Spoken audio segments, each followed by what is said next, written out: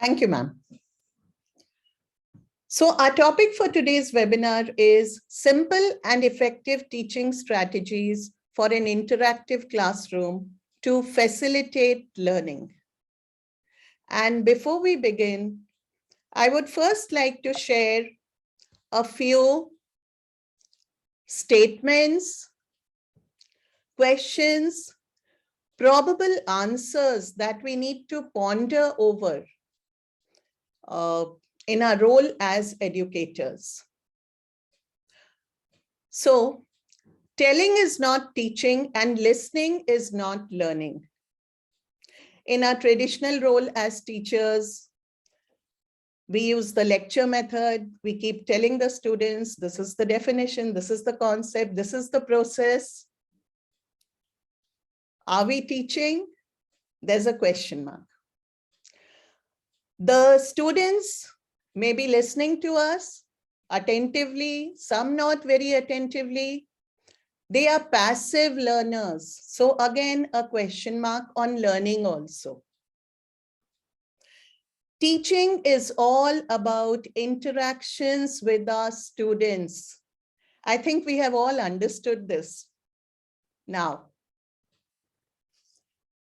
are we focused only on covering content and rushing through the curriculum? By and large, it happens that just before an upcoming assessment, formative or summative assessment, we are rushing through the syllabus. Do we pause to encourage and ensure that every student participates and is actively engaged in the learning process? A follow-up to that, are we building connections and inspiring dreams? We can connect to our students only when the students are comfortable and at ease in our class. And only then we can inspire dreams. So how our students feel in our classroom will always take precedence over everything else. And with that, we begin our webinar. What is an interactive classroom? That stimulates communication between teachers and students, makes use of teaching strategies, tools that ensure student participation, entail activities that promote active student learning, development of skills, facilitates exploration, critical thinking, and creativity in learning. So contrary to the traditional method of the traditional lecture method, which focuses on rote learning, interactive classroom teaching strategies are all encompassing. The focus is less on recapitulation, more on an open-ended and discussion approach. And facilitating the interactive classroom teaching strategies today are what we call technology-infused classrooms with smart boards, using digital tools like whiteboards, interactive whiteboards, and so on. And these digital tools have made interactive classroom strategies more inclusive, more engaging, and have helped in active learning. So, interactive classroom teaching strategies require both interactive teaching and learning. Ma'am, I can take the questions later. I would like to continue first. Thank you. So, interactive teaching requires adaptation on the part of teachers. Interactive learning requires adaptation on the part of students. I would like to stop. Hands are being raised.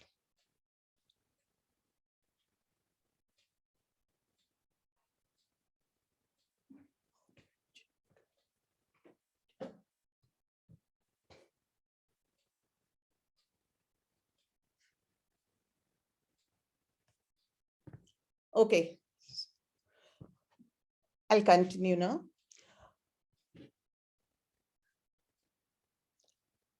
So both students and teachers have to adapt themselves to this flexible and open-ended approach.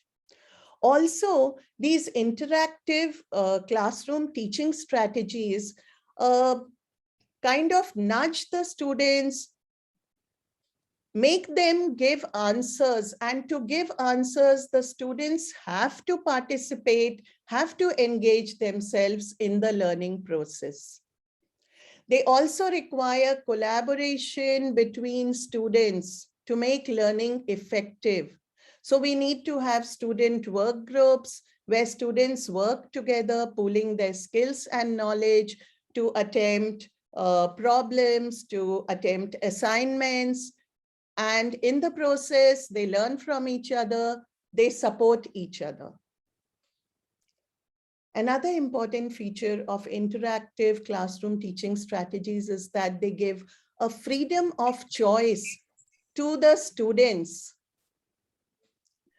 to study in whatever style suits them best.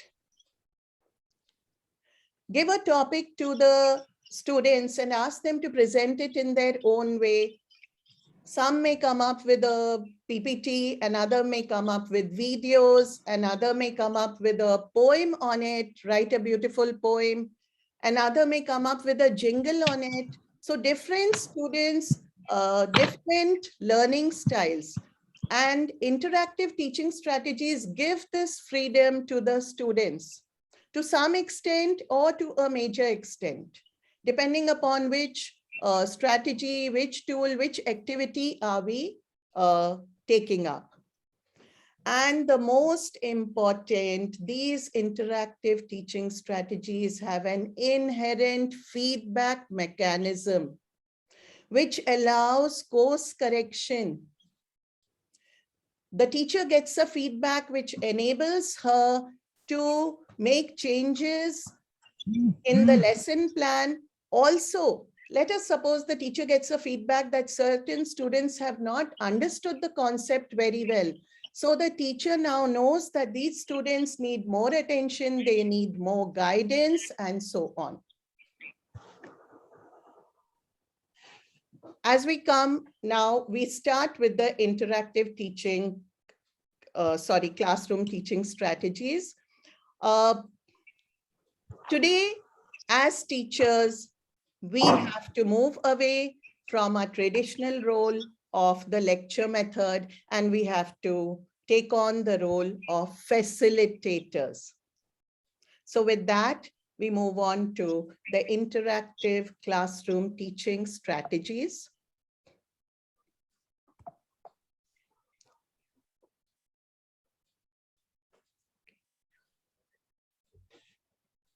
The interactive classroom teaching strategies are teaching tools, teaching techniques, or very simply, activities that can be taken up in the classroom. And there are many such activities that we can take up.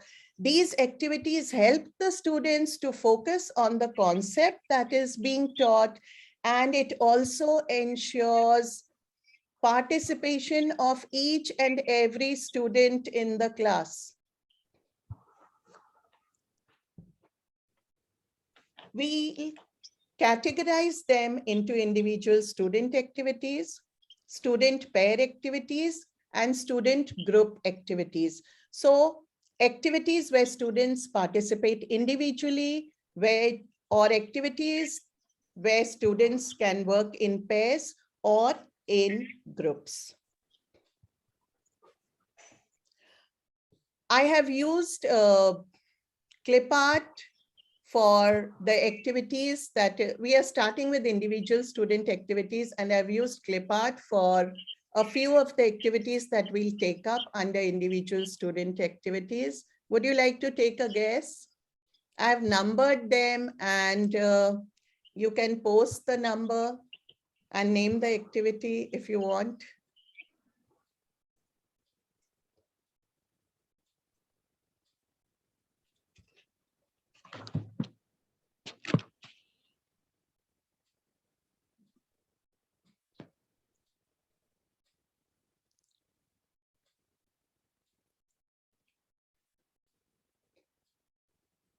Okay, ma'am, I'll continue. So we have here entry and exit tickets, circle the questions, misconception check, 1-minute paper or question of the day, and question roulette. We'll take them up one by one, and we'll understand how they help the students to focus on the concept, how they give immediate feedback to the teacher for course correction, and how they ensure engagement of each and every student in the class. So we start with entry and exit tickets. Now, most of these activities, or almost all the activities, can be taken up in a physical classroom or in online classes. So here you can see the example of an online exit ticket on a digital tool. Let's start with a physical classroom. So what are entry tickets? The teacher writes a question on the board, and as the students enter the class, they pick up a sheet of paper kept on the teacher's desk, and they write the answer, a very brief answer in 1 or 2 lines, submit it to the teacher. The teacher reads it at that point of time, and that becomes the entry ticket for the students in the class. What is the question? The question has to be an open-ended question. What could be the probable questions? Have you gone through the concept that was covered in class yesterday? Do you find any concept that is not very clear to you? Could you complete the assignment that was given to you yesterday? Were there any questions that you found difficult or confusing, and so on? And once the students submit their response and the teacher has read it, she gets an immediate feedback of the students' understanding of the concept. On their part, the students, the moment they enter the class, they are made to focus on the concept because they have to answer the question, and they are engaged. So it works both ways. Exit tickets follow the same procedure. The students are asked, again, an open-ended question is given to them. They are asked to submit their response. What could be the open-ended question? List 3 main concepts that you have learned today, or mention 3 keywords that you have learned today. And the student has to reflect on what he learned in class and then submit his response. So again, focusing on the key concept and the teacher getting a feedback. So these entry and exit tickets are short prompts that provide immediate feedback to the educators and help to guide their teaching decisions. For example, the overall feedback that the teacher has got either through entry or exit tickets is that the students are not very clear in their understanding of the concept that has been covered or the lesson that has been covered. So the teacher can make corrections. Maybe the teacher may realize that she or he was going too fast, so they can slow down their pace. They realize that students have a lot of doubts, so there needs to be a time allotted for the clarification of doubts. So accordingly, the teachers will make changes in the lesson plan for the day in case of entry tickets and for the following day in case of exit tickets.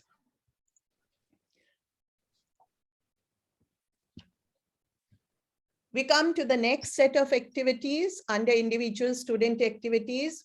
Circle the question. Here, students are given a worksheet with a list of questions or simply a list of questions on the lesson that has already been completed or a part of the lesson that has been completed. And they are asked to circle the questions that they, again, which they found difficult, did not understand, or did not get an answer to. And their response helps the teacher to identify students who need to work more, who need more guidance, more explanation, may have to take more exercises or assignments. So again, students focusing on the concept or the lesson and the teacher getting immediate feedback. Misconception check. Now here, the teacher gives a question to the students. The students have to give an answer. They think over it, but the question given to the students has a false fact in it. So when the students are looking for a possible answer, they have to wager all possibilities. They have to do a thorough analysis, and then they are able to identify the false fact. So they give the probable answer and also point out the false fact. Question of the day. This is similar to entry and exit tickets. Here, anytime during the class, the teacher can, it is also called a 1-minute paper. So anytime during the class, the teacher can write a question on the board and ask the students to answer it. Again, an open-ended question, write the 4 key concepts that have been covered or that you have understood in the lesson that we have completed till now. So the student has to organize his thoughts, think critically, and has to have an overall perspective of whatever has been covered till now. And the last activity that we take up under individual student activities is question roulette. Normally what happens just before an exam, students are revising and they want the teachers to ask them questions before an upcoming formative or summative assessment. Now here it is the other way around. The teacher asks the students to frame questions on the lesson they want to review, to revise, write it on a slip of paper, fold the slip and submit it. They put it in a container kept on the teacher's desk. It is shuffled and then the container is passed on to the entire class. Every student picks up a slip, reads the question and answers it. If he can't answer, it passes on to the next student. If he also can't answer, it passes on to, or it is open to the class. Otherwise, the teacher steps in. So, and also the container has to pass to every student so that every student picks up a slip and answers a question. And to avoid repetition, the teacher can divide the lesson into parts and ask groups of students to frame questions only on that part so that there is no less repetition of questions. So this is how we can, these are a few of the activities I've mentioned, discussed, which students can attempt individually and which help to ensure every student participation. They are all engaged and they are all learning. We move on to the next set of activities. Student pair activities. Activities that students can take up in pairs. So we have here think, pair and share, debate in pairs, optimist, pessimist, student teacher, and peer review session. Nadi plus ish, Nadi plus capital Ma'am, ish. could I ask Ish everyone and the Nadi. First one is to not there. mute Second themselves? one, or third one. I'm doubt Teachers. in second one. Third one or second one? Not very clear. Which? No, it'll be third one. Third one, capital Matra is there, no? Yeah. Please Next, mute them. Bhojna. Yes. Sir.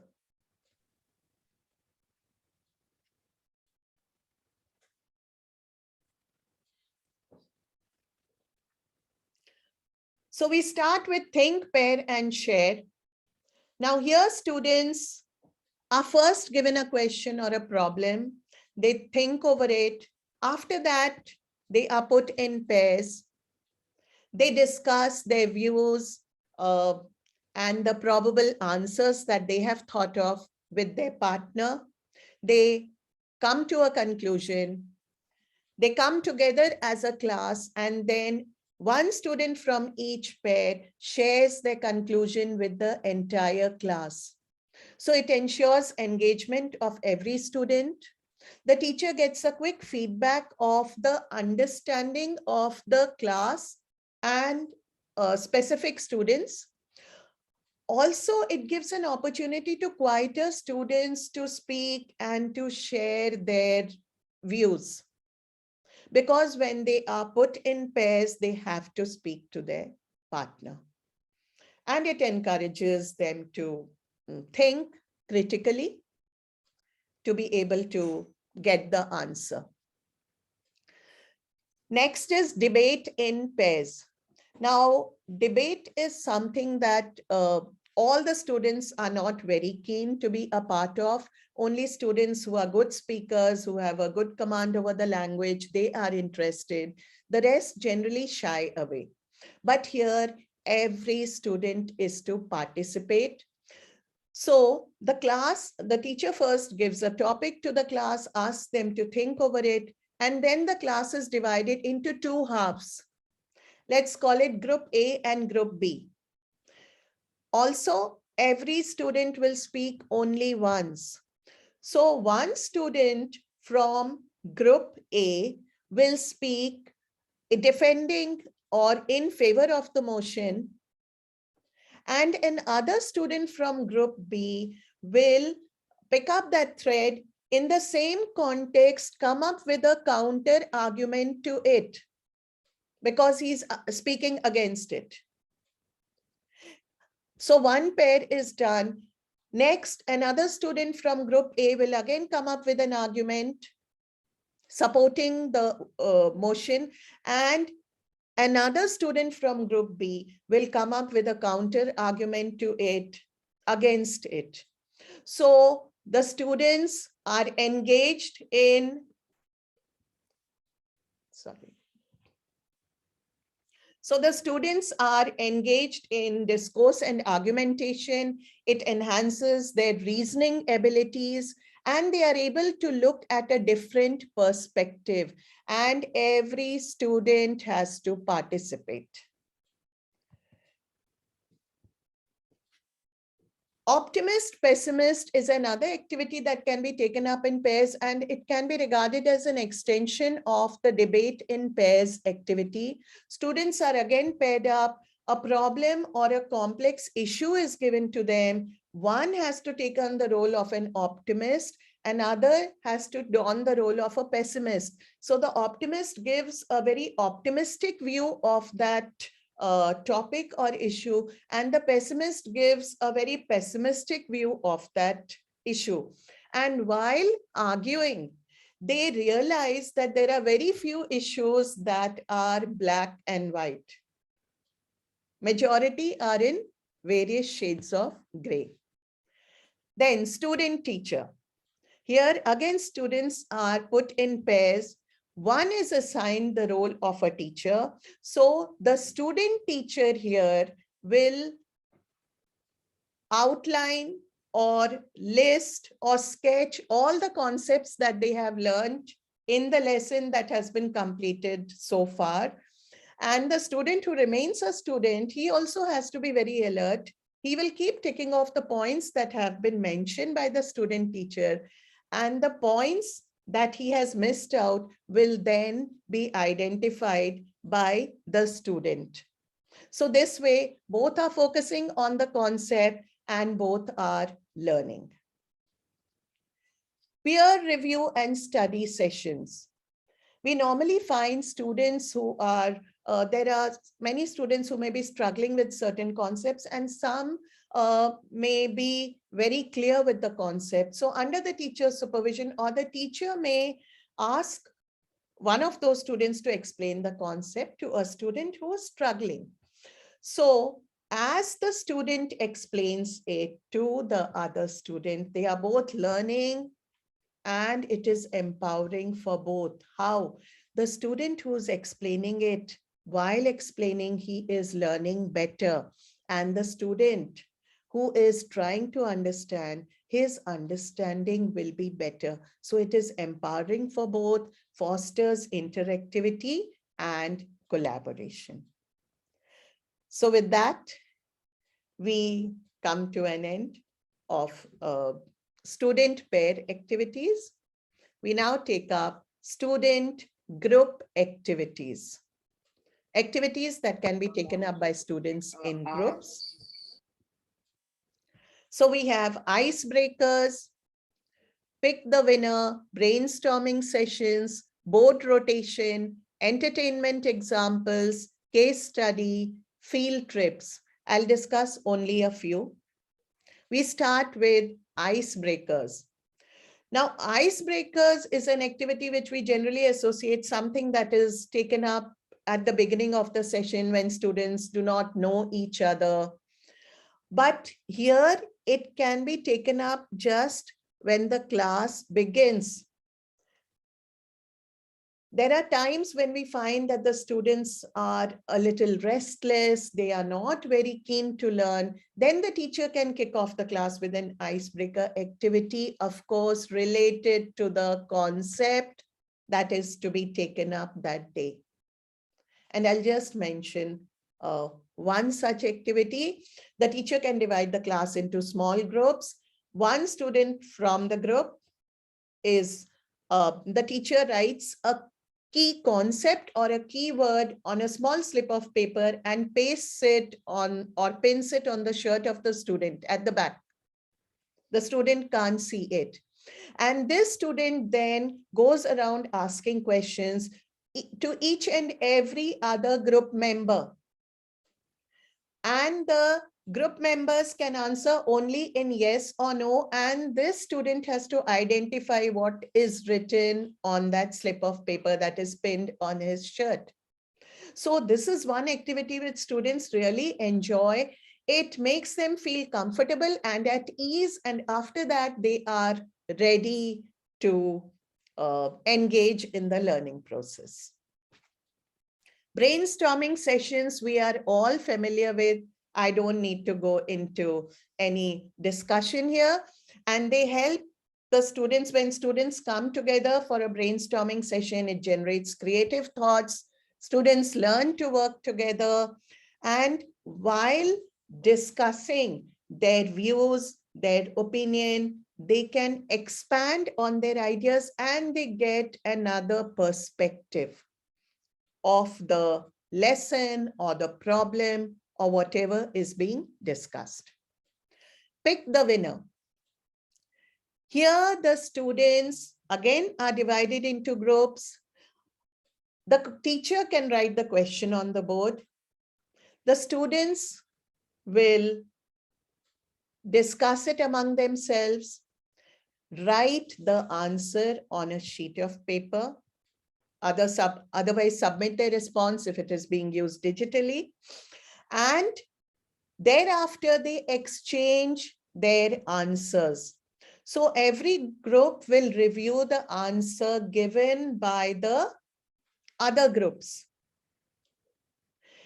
They merge back as a class and thereafter they have to pick the answer given by one group which they feel is the best answer. So while doing that, they have to appreciate, they have to acknowledge, okay, this group came up with the best answer. So it helps to generate a feeling of mutual respect.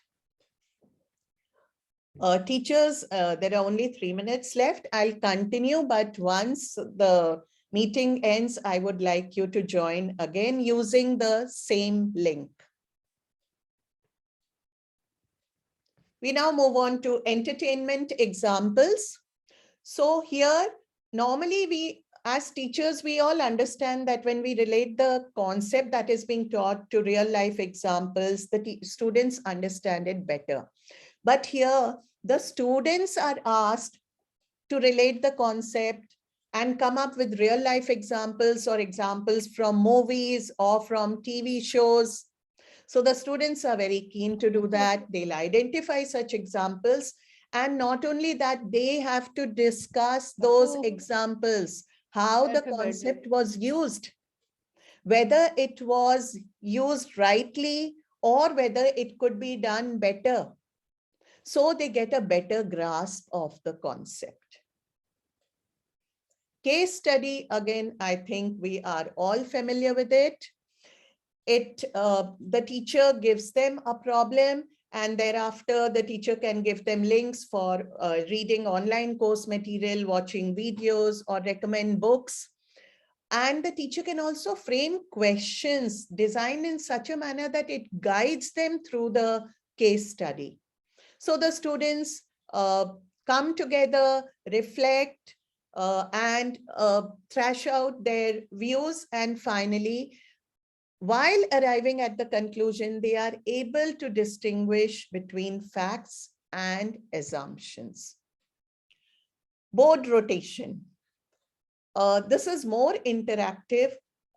In a physical classroom,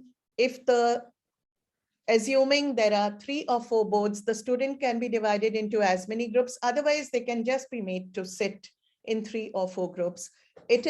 It can be taken up better using interactive whiteboards on a digital tool. Anyway, in a class, the teacher gives a question to each board, and the students, each group, will discuss the question, write the answer. Once they have submitted their response or their answer, they move on to the next board and then read the question that is given there, discuss it, write the answer again, and move to the next board. So this way, as many groups, as many questions, and each group answers each of those questions. So again, it encourages them a thorough analysis and investigation, and it encourages them to think critically. So that brings us to the end of the interactive classroom teaching strategies. There are n number of such activities